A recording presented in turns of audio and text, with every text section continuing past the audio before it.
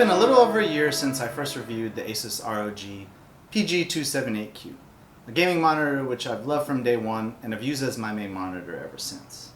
So the other day when my local Micro Center had the new PG279Q in stock, I was really excited to be able to get my hands on it for a review, as it was obviously a monitor that I and a lot of other people have been eagerly looking forward to testing out ever since it was announced over the summer.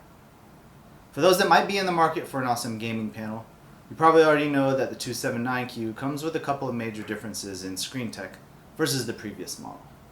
The first of which is that it now uses an IPS panel, and the second is that the refresh rate has been bumped up to 165 Hz. So in this video, I wanted to see how great of a gaming monitor the new model was in its own right, but to also see if the IPS panel and increased refresh rates were worth upgrading to over the PG278. Because this monitor is so similar in design and build to the previous version, I'm going to mainly be talking about the differences between the two, not really go over every single facet of the 279Q.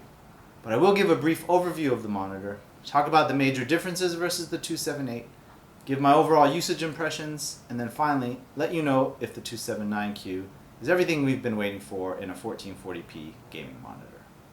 The Asus PG279Q is a 27-inch G-Sync enabled 2560 by 1440 resolution monitor designed to be used with NVIDIA video cards. Asus does make a similar model for AMD users, but it's only 144 Hz and nobody really likes AMD. Now, I personally love the way Asus branded ROG products look. I think they generally do a really nice job from a design standpoint with their PC parts, and this monitor is no exception. Similar to the previous version, it has one of the thinnest bezels you'll find in a monitor, and the overall look and feel of the unit is very premium, with the use of lightly textured and dark gray matte plastics on both the stand, mount, and bezel. Even the controls for the super intuitive on-screen menus feel nice. They also added some preset video modes this year that offer more flexibility with things like colors and brightness levels, and added a saturation adjustment as well. And this will help you be able to dial in a visual setting that works best for your eyes and also in whatever room you're in. Now, NVIDIA 3D Vision is no longer available on the monitor, which I don't think was a very popular feature anyway, but let us know if you use that for any games down in the comments. Asus also added built-in speakers to the 279Q, which is a very weird move considering most gamers are going to have much better options for their sound. Also, input lag, which was already excellent on the 278Q, has been slightly improved on the 279Q.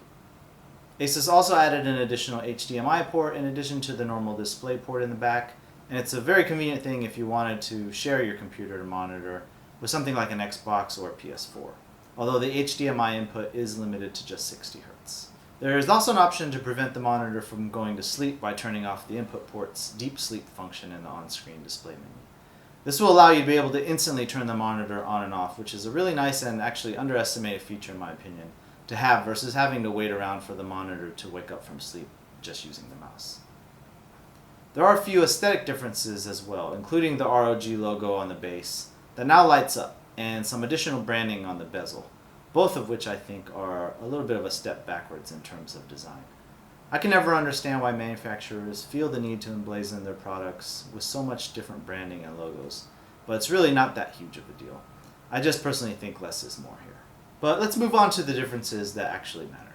As I mentioned earlier, the 279Q uses an IPS panel compared to my 278Q, which just uses a TN. I'll leave a link for those of you interested in super detailed testing using special tools like colorimeters, spectrophotometers, and oscilloscopes. But for my purposes, I really just like to evaluate things with my own eyes rather than pore over a bunch of boring technical documentation. I don't even know how to read those sRGB graphs, but what I can tell you is that this panel is definitely a lot brighter. Colors also looked much better and were a lot more saturated, especially whites, and overall everything just seemed a lot more crisp. The anti-glare coating on the 279Q I think helps with this as well. It's not quite as matte as before and is ever so slightly more reflective compared to the older model. This was all pretty obvious in day-to-day use and even more evident while gaming. The difference in viewing angles was substantial as well, and this was really apparent when editing video. With my old monitor, when I was slouched down in the chair, it was hard to make out certain scenes in videos, and it wasn't until I sat straight up and looked straight onto the monitor that I could see what was going on. With the 279Q, this is no longer an issue. The monitor was also a lot more easily viewable in direct sunlight, like the kind I get through my window pretty much every afternoon. So that was a nice bonus. But what probably most of you want to know about is how this thing performed while gaming, especially when it came to the additional refresh rates. I have to admit that I was really excited about the additional frame rates because I'm usually one of those people that will argue there are noticeable differences when it comes to these types of small quality improvements in both audio and video gear. Now, 165 Hz works out to a 15% increase in frame rates over the 144 Hz panel. However, in this case, I'd have to say the difference was barely noticeable. Unfortunately, I didn't have an easy way to blind test the monitors against each other, but I think I'd be fairly hard-pressed to tell the difference with 100% accuracy. Still, I do feel there was a very slight but perceivable difference. But the bigger issue was that I had to bump down my video game settings in Battlefield to compensate for the additional frame rates. In other words, where I could get consistent 144 frames per second on ultra settings previously, when setting the monitor to 165 Hz, my frame rates would fluctuate somewhat between the 130s and 165, which I guess is to be expected, but in some instances like huge explosions and a lot of on-screen action, I would notice the frames dropping down into the low 100 range just for a split second.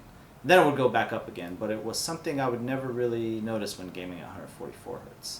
So I'm not sure if this is a bandwidth issue or just something to do with how G-Sync works or what.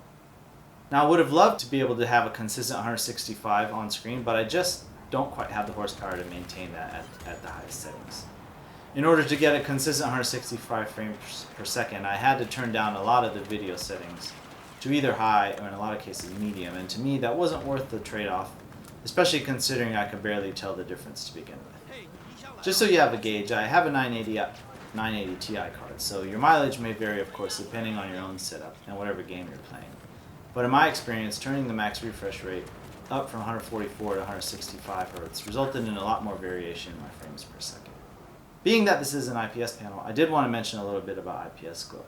On completely black backgrounds in a dark room, there was a lot of glow coming from all the corners, and some from a couple of the edges as well.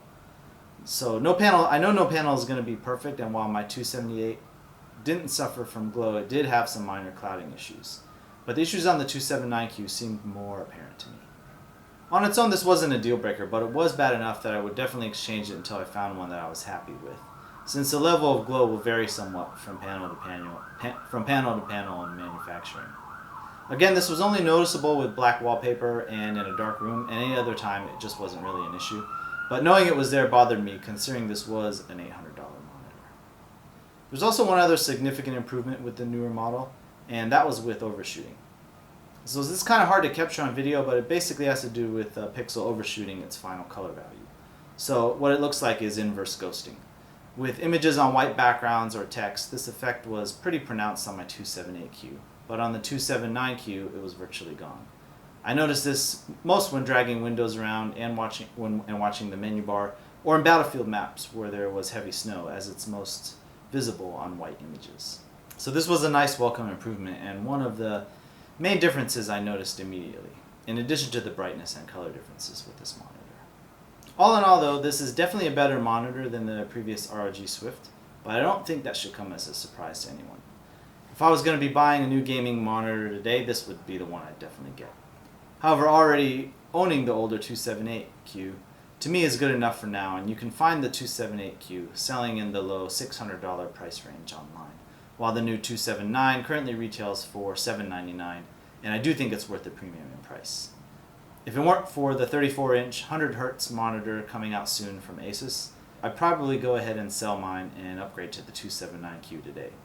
But to me it's worth waiting to see how good their 34-inch will be first. So in the meantime, I'm going to be busting out the Acer X34 next to see how the gaming and general experience of a nice 34-inch widescreen monitor compares to this, to see if it's worth sacrificing nearly 50% of your potential refresh rate for 7 more inches of screen real estate. But that's it for this review.